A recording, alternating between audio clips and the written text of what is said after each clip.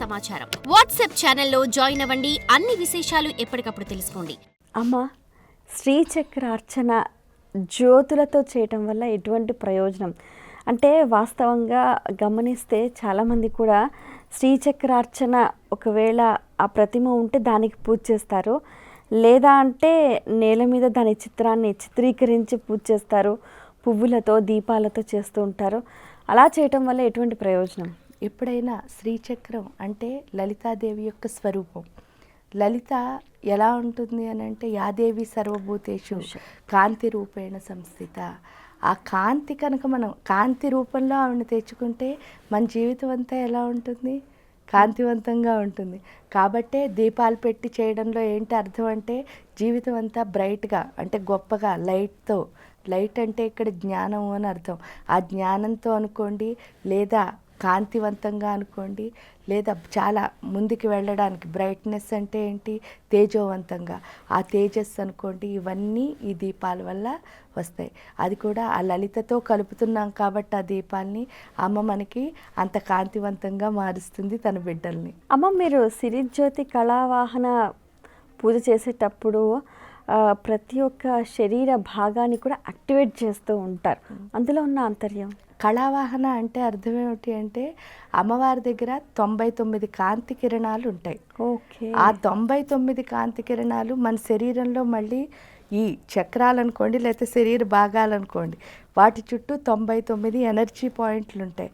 ఒక్కొక్క ఎనర్జీ పాయింట్ని ఈ కాంతి కిరణంతో కలపడమే ఇక్కడ కళావాహన అంటే. అంటే మన లోపలున్న కాంతుల్ని, చీకటి ఏదైతే ఉందో దాన్ని తొలగించి కాంతిని ప్రవేశపెట్టడమే కళావాహన.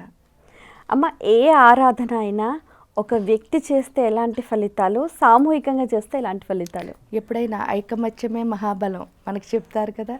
అదేవిధంగా ఒకళ్ళు చేస్తే ఏమవుతుంది అంటే ఆ ఒక్కళ్ళే శక్తిని బిల్డ్ చేస్తూ వెళ్ళాల్సి వస్తుంది.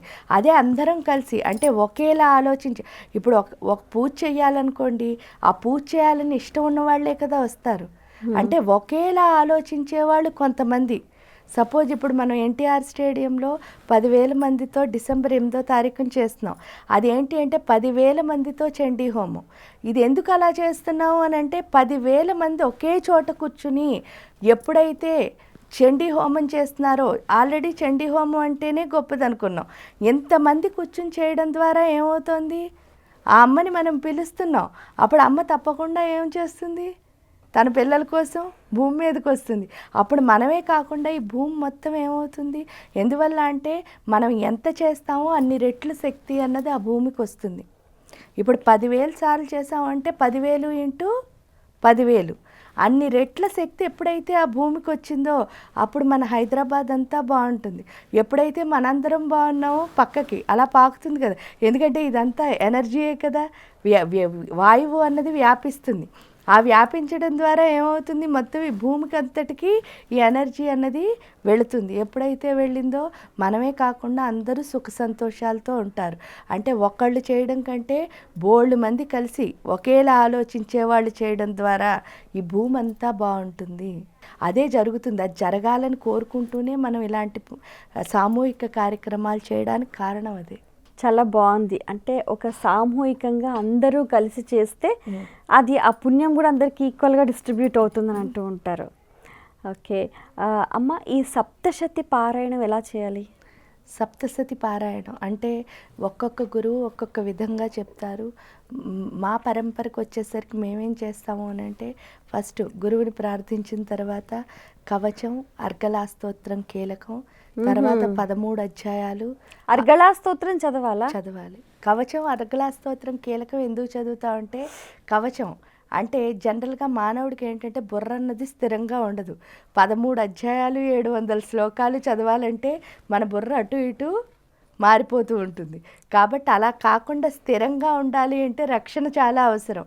అందుకని నేను కదలకుండా ఈ పని చెయ్యాలి, నిశ్చలంగా ఈ పని చెయ్యాలి అని అడుగుతూ కవచం చదువుతున్నాం. కవచం అంటే ఏంటి? ప్రతి పార్ట్లో ఉన్న దేవతని లేపి ప్లీజ్ నేను ఇక్కడే కూర్చుని చేసేటట్టు చెయ్యి అని వాళ్ళని అడుగుతున్నాం. అర్గళా స్తోత్రం అంటే అర్థం ఏమిటి అంటే ఇప్పుడు అమ్మవారు ఇది అని తెలియాలి అంటే నేను కూడా ఎలా ఉండాలి? అది తెలుసుకునేంత గొప్పగా ఉండాలి. ఎందుకంటే దేవత అంటే చాలా గొప్పది. ఆ గొప్పతనాన్ని చూడాలి అంటే మనం కూడా గొప్పగా ఉండాలి కాబట్టి అర్గళా స్తోత్రం. అందుకే రూపం దేహి జయం దేహి యశోదేహి ద్విషోజహి అంటే అర్థం ఏమిటి? నన్ను కూడా అంత గొప్పగా మార్చు.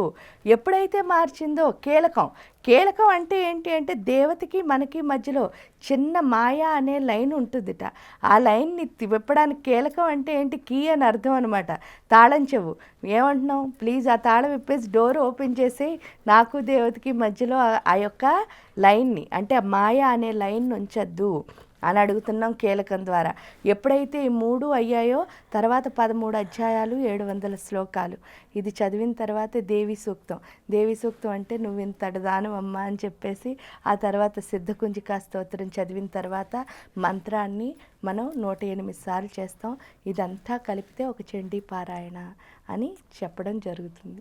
అమ్మ మనం గమనిస్తే కూడా దేవి మహత్యంలో ఈ సప్తశతికి సంబంధించిన అదేంటి తాత్పర్యాలు 13 అధ్యాయాలలో ఉంటుంది.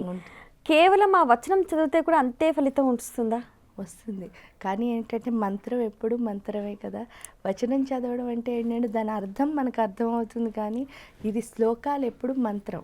ఎందుకంటే మీరు ఎప్పుడైనా ధ్యానం చేసినప్పుడు 1,000,000 ధ్యానాలు ఒక లయానికి సమానం అని చెప్పినప్పుడు స్తోత్రాలు కూడా అలాగే చెప్తారంటే ఏంటంటే ఒక జపం చేయడం కంటే ఒక స్తోత్రం చదవడం ఎంత గొప్ప అని చెప్పేసి 1,000,000 సార్లు మంత్రం చేయడం కంటే ఒక స్తోత్రం చదవడం అన్నది గొప్ప అని చెప్తారు.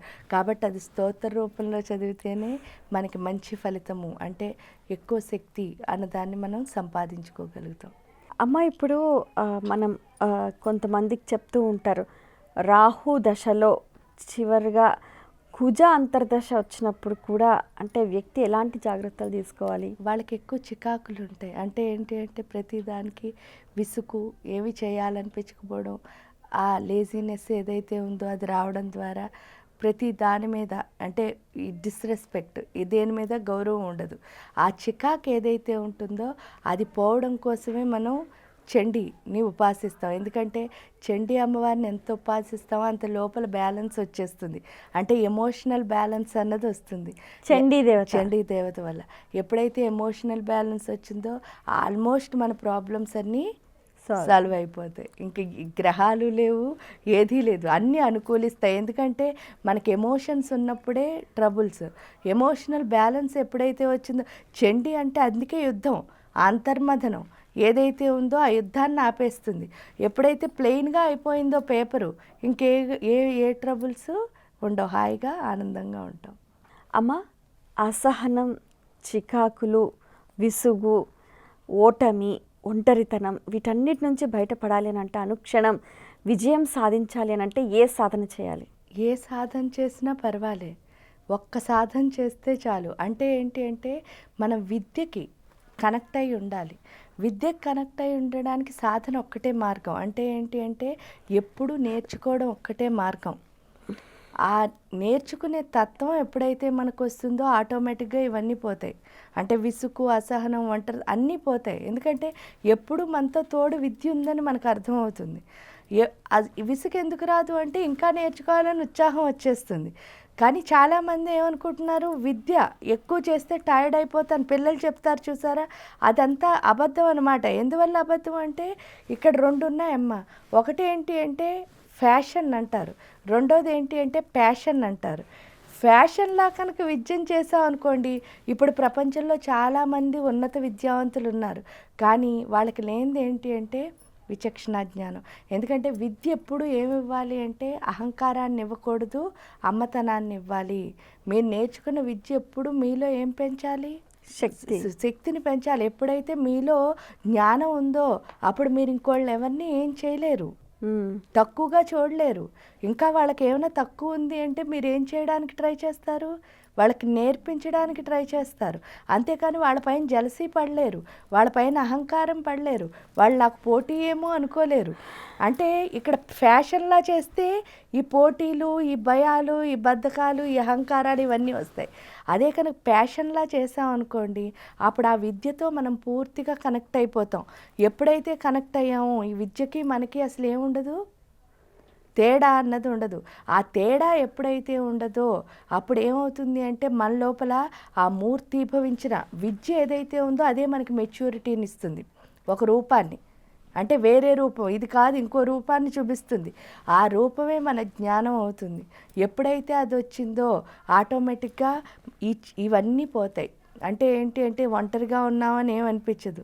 అబ్బా ఇంకా చెప్పాలి అంటే ఒంటరిగా ఉంటే ఇంకొంచెం సేపు నేను ఏం చేయొచ్చు, సాధన నేర్చుకోవచ్చు, సాధన చేయొచ్చు అని అర్థమవుతుంది. ఇంకా ఎందులో అయినా సరే విసుగు అనేది ఇంకా రాదు. ఏంటంటే 24/7 నేర్చుకోవడమే అని అర్థమవుతుంది. ఓకే. ఇంకా ప్రతి దాంతోనూ హాయిగా నవ్వుతూ ఉండడం వస్తుంది. టైర్డ్నెస్ ఉండదు, నిద్ర రాదు. ఇవన్నీ ఎప్పుడు అంటే నీకు అంటూ ఒక ప్యాషన్ ఉన్నప్పుడు.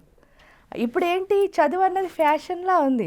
అందువల్లే ఏంటి అంటే విసుగు వస్తుంది, ఒంటరితనం వస్తుంది. ఎందుకు ఒంటరితనం వస్తుంది? నిజంగా అహంకారం వల్ల. ఈ విద్యకు ఒక వాల్యూ లేదు, ఎందుకంటే మీరు కష్టపడట్లే, అది అలా వచ్చేస్తుంది అంతే. కష్టపడిన వాడు వాడికి ఏముంటుంది? భయం. అది వదిలేస్తే మళ్ళీ ఇంత కష్టపడాలి కదా నెక్స్ట్ డే, మామూలుగా ఉండదు. అందుకని వదలలేడు. ఈ కష్టపడని వాడికి ఏంటి అంటే ఈజీగా వచ్చింది కదా, అందువల్ల వాడికి తెలియటలే. అందుకని దాన్ని ఫ్యాషన్లా చూసినంతసేపు ఈ అహంకారం, విసుగు, ఒంటరితనం ఇవన్నీ తప్పు. అదే ప్యాషన్లా కనుక చూస్తే మనకంటే గొప్పగా ఇంకెవరు ఉండరు. ఏది పుట్టుకున్నా అందులో విజయమే వస్తుంది, అపజయం అన్నది అసలు ఉండనే ఉండదు. కానీ ఇలా మారితే విద్యతో ఎప్పుడు మనం ఏమవ్వాలి అంటే నిజంగా కనెక్ట్ అవ్వాలి. ఈ అబద్ధంగా కనెక్ట్ అయితేనే విసుగు, ఒంటరితనం అవి వస్తాయి.